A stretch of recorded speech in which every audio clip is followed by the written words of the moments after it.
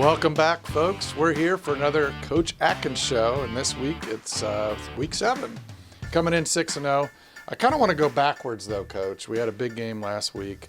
We called it kind of a playoff-type atmosphere against Quincy Notre Dame. Obviously, our offense had some struggle moments. Seemed like the defense played really well, picked them up. Can you just recap the game from last week against Q&D? Talk about that win. Yeah, for sure. Anytime your all-state quarterback has 4 interceptions in the first half, and you're still able to score 35 points and get the win, you're going to be surprised by that, but you're ultimately going to be happy. And that's kind of how we were. Again, statistically, if you look at it, our offense still put up over 425 yards of offense. Unfortunately, we did have a couple mistimed turnovers there that we weren't really happy with. But again, we needed to see that. We now have some things to go back and work on and fix and correct, and we certainly did that this week. But yeah, I was really, really proud of our defense. We knew coming into that game, just with what Q&D wanted to try to do to us. We knew we were going to have to shut down the run. We knew we were going to have to play a 4-quarter physical football game, and I felt like we did that. I felt like we stepped up to the challenge. Again, a couple big plays. Nick Golden, obviously Ben had the great play on the edge, and then Nick with the pick 6, as well as the punt block. I think those were game-changing plays, and again, just kind of fueled our defense even more. And first time all year we haven't given up a touchdown. The kids were really excited and really proud of that, and again, just something to build off and continue to motivate these kids and striving for that perfection on both sides of the ball. So at the end of the day, we got to be happy with a 35-10 victory. Again, especially against a great Q&D squad like they had, and just keep getting better and building and ready for the next opportunity. So. Yeah, and I thought you have some depth there at defense. You had a couple faces that came into play. Javon and Esker stepped up and sometimes. Talk about that real quick before we go on the next one. Yeah, again, so Javon's kind of rotated in at nose guard for us all year, and we asked him to play defensive end the entire game Friday in place of Mateo. Mateo's on the shelf for a little bit. So, again, for a junior to step up like the way he did, and for our defense as a whole to hold them to I think it was 1.6 yards per carry on the night, only 123 total yards of offense. I just can't say enough good things about that side of the ball. And like you mentioned, unfortunately, Ben went down there, and Ethan was able to step in and did a great job. Again, read his keys for a sophomore like that to get his first kind of real varsity minutes and to step up and play as well as he did. Again, just extremely proud of those two, that entire side of the ball, and our coaching staff as well. Absolutely. So let's talk about tonight. Tonight we play Taylorville. They come in 1-5, another conference matchup, another home game. What do we expect tonight on Bulldog TV against Taylorville? Well, again, their record doesn't show maybe just how good they are or how far they've came, I guess, if that makes sense. They're a very young squad. Predominantly all sophomores, maybe 3 to 5 seniors in the entire program, let alone playing on each side of the ball. But they just progressively keep getting better week in and week out. And and certainly I think they're going to, be better this week and give us a good test as well. They love to air it out, Baron Odom is their quarterback. That's the head coach's son. So certainly he knows the offense really well, and again can kind of do a lot of his own reads within the system, so to speak. And again, when it's your dad's offense and you've grown up with it, you're going to have that kind of in your back pocket to be able to do. And he's going to try to look to do that. Again, he and Jeb, the head coach, do a great job of kind of recognizing what coverage you're in and then trying to beat that scheme, so to speak, with their play call and the options that they have built in within that play call. So we're going to give some different looks. We got to, because again, we got to keep playing the game and changing things up and don't sit in one look so that way they can tee off on that. He's got a strong arm. He loves to stretch the field vertically with the strength of his arm. And again, for a sophomore, he does a lot of things very well. He throws well on the run, et cetera, and he's got some nice pieces to throw it to. And then they got a decent running game as well. You know, they're one of their seniors, the tight end / fullback kid, again, great lead blocker for their squad. And defensively, they're going to give you multiple looks and fly around. And so our kids are going to have another challenge, another test on their hands Friday. But we're certainly looking forward to the opportunity again to get ourselves better, work on us. That's kind of been our theme of this entire week. Be us, right, and do what we do and perfect or get better at our stuff. So that's been our focus this week. And again, Friday we're going to look to take another opportunity to do just that. So.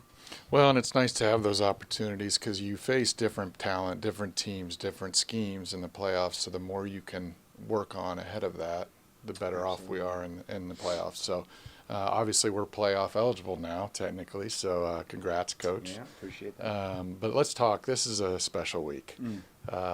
Last home game, senior week, senior night. Talk about it.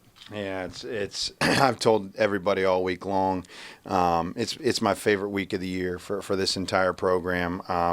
To get to take an entire week to honor those seniors that mean so much to our program. You know, we got 24 of them this year. It's the most we've had since I've been here.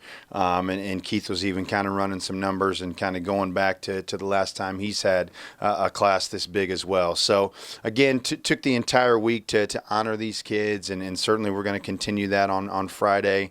And then, like I told the kids last night, you know, these 24 kids are going to lead us, down that path throughout the playoffs. And we're lucky enough that we have a lot of those kids starting for us. And anytime you get that experience and leadership at the same time, you're hoping or primed for a nice playoff run, so to speak. And with 24 of them, like I said, they've been doing a great job up to this point, and I'm certainly looking forward to them leading us, on this playoff journey. But as far as the week is concerned, Tuesday, at practice, at the very end, Tuesdays was at the beginning.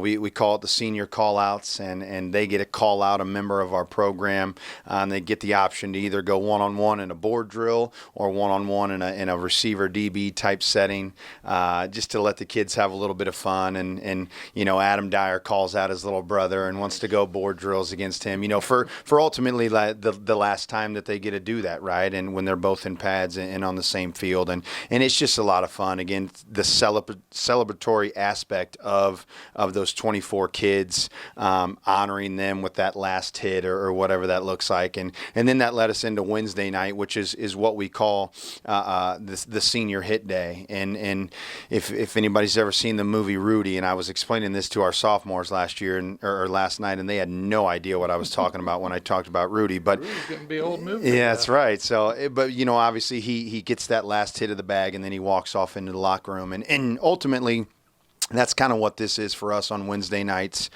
We line the seniors up on the hash, and each member, sophomore and junior of our varsity team kind of goes through the senior line as either my last time of popping the pads for you, or certainly what a lot of guys like to do is just give them a fist pump or a handshake, and certainly a hug. And even the guys that get that last little hit into and usually end up giving them a hug, just to let them know how much we appreciate them and love them. And respect them and honor them. And we know that we couldn't be, or this program wouldn't be here if it wasn't for those guys. So that's what we do on Wednesday evening, again, just to try to show some love to those seniors. Then that leads us into Thursday. On our run through at the very end, we call it a spot on the field day for the seniors. And so each one of them takes us through the field, takes us to their spot, and kind of gives us a little story about that spot, maybe what it means to them, why that is the spot that they're always going to remember. We've had everything from Nick Golden talked about when he was in youth football and got his very first tackle for a loss when he was, back in the Orange Blue days. of the Mahomet football. We had Ben Wagner, who's a first-year player, talked about, his blocked punt in the end zone. And again, and then we've had a few guys who don't get much playing time, but took it from another aspect. I'll never forget Cole Morgan's speech that he gave today was extremely emotional and sentimental to the entire team.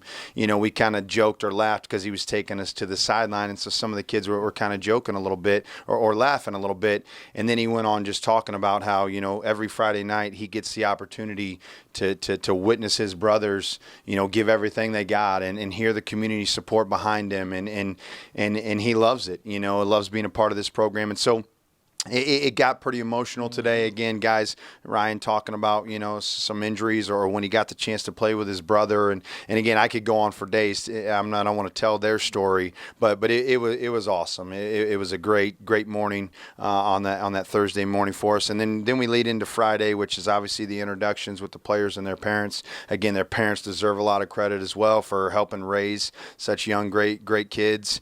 And so the opportunity for them to walk across the track is a special moment as well. And then we kind of end the evening with what I call the senior walk. And I have a little conversation with the boys, just tell them how much I love them and appreciate them and will always be here for them no matter what. And then for one last time as a senior class, as a family, we get the opportunity to walk their field, and kind of remember just all the hard work and effort and dedication that they've put into not only 4 years, but some of them even a lot longer. So that's what our senior walk looks like. So, well, it's going to be a special moment. We're going to have that senior walk, so make sure you watch all the way to the end tonight on Bulldog TV. We'll show a little bit of that as we wind things down tonight. Goodness, one of these weeks we'll get that right, Coach. And I want to close the show by saying we've got a senior at Bulldog TV, so Ryan Ziegler, we're going to celebrate you as well tomorrow night. Absolutely. On your senior night. So with that, we'll see you next week on the Coach Adkins Show, and we'll see you here in about 2 minutes. Chad and I will kick things off.